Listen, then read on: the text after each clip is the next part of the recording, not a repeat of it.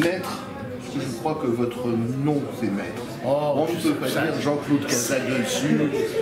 Non, vous êtes une des énormes personnalités de la musique en France. En tant que chef d'orchestre, là maintenant vous vous occupez et vous allez nous parler d'un festival qui va avoir lieu à Lille. Petit festival, 3 jours, le Transsibérien. Voilà, écoutez, mon ami Vadim Repin, qui a créé le festival de Novosibirsk, auquel il m'avait invité, a un peu les mêmes objectifs que moi, pour ne pas dire beaucoup, c'est-à-dire la transmission. Vers les jeunes, leur proposer de grandes œuvres, les associer aux grandes œuvres quand ils sont musiciens, leur donner des masterclass, éventuellement les faire participer à des concerts. Et nous avons eu l'idée, puisque ce festival il exporte au monde entier, de faire un arrêt à Lille, qui est une place formidablement cosmopolite, qui est la région la plus jeune de France, que j'essaime, que je parcours depuis 43 ans, dans laquelle j'ai essayé de créer un grand dessin musical qui a abouti avec la transmission de mes responsabilités que j'ai décidé il y a 3 ans, mais à la construction d'une salle merveilleuse dont Vadim Repin m'a dit « je crois que c'est une des meilleures acoustiques d'Europe ». Et nous avons eu l'idée de faire un arrêt à Lille, station jeunesse, avec 3 orchestres de jeunes. Un orchestre de l'Oural, un orchestre du Hainaut au Brésil et un orchestre de l'Île-de-France. Le Hainaut-Cambrésis, je me permets de vous couper, c'est aussi de la région du Nord. Bien sûr. L'Oural, ça j'ai bien compris. Cambrésis, tout à fait le Nord. Paris, l'Île-de-France avec l'orchestre des jeunes de l'Île-de-France. Un jeune chef d'orchestre, David Mollard, auquel je confierai évidemment le soin de 2 ou 3 morceaux pendant notre festival, qui est très court, qui est ramassé pendant 3 jours, avec l'aide de la région, l'aide du département, l'aide du Crédit Mutuel, l'aide de 2 ou 3 personnes civiles.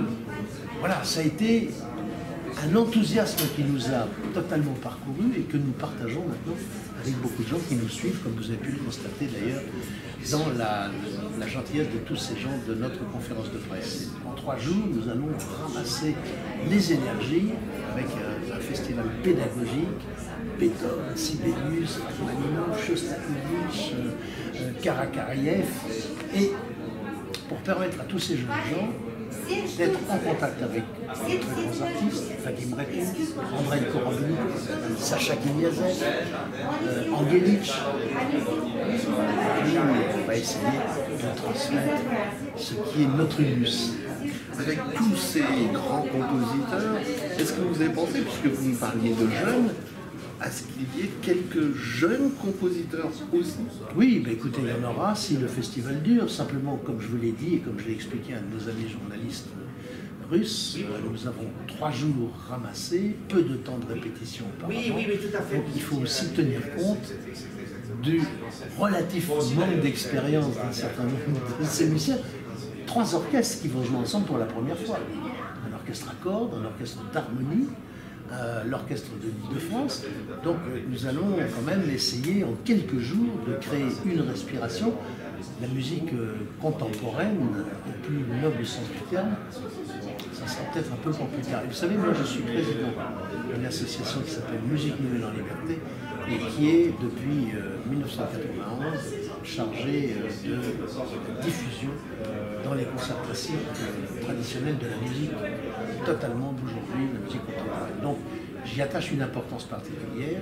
C'est pour ça d'ailleurs que le compositeur Azeri Karayev, qui est très peu connu en France, fait partie de notre programmation, mais aussi des grands noms comme Beethoven, comme Shostakovich, Moussorgsky, Sibelius. Quelqu'un qui voudrait, venir voir une seule œuvre, vous lui conseilleriez quoi? Je lui conseille de venir à celle de son choix parce que c'est lumineux. Dans le premier concert, vous aurez Sibelius, vous aurez la valse de Karayev, vous aurez les tableaux d'une exposition. Dans le deuxième concert, vous aurez la 9e symphonie de Shostakovich et le triple de Beethoven avec 3 artistes prestigieux. Donc, vous savez, autant venir à tout, sinon, écoutez, il faut créer la frustration aussi. De frustration, je pense que vous n'en aurez pas. Vous comptez développer ce festival? Et qu'est-ce qu'on peut vous souhaiter pour le développer? Eh bien, écoutez, que les gens soient aussi enthousiastes que nous, qu'ils nous soutiennent. Je remercie, comme je vous l'ai dit, les grandes instances de la région qui nous ont en effet manifesté et témoigné leur confiance, que je connais depuis de nombreuses années, et qui en effet, le conseil régional, le conseil départemental, la ville de Lille, voilà, tous ces gens-là, le crédit mutuel et des personnes particulières. J'espère surtout que ça proliférera, que ce festival pourra à la fois perdurer et même s'étendre. Mais c'est une station formidable qui vient de Novosibirsk et qui s'étend dans le monde entier, avec les créateurs qui sont Vadim Repin et qui m'a fait l'amitié de pouvoir l'associer à cette belle entreprise. Je vous remercie. On se retrouve donc le 12, le 13 et le 14 décembre de cette année au Nouveau Siècle, dans la salle Le Nouveau Siècle. La salle qui m'est si chère, puisque j'ai contribué à la faire naître. Merci beaucoup.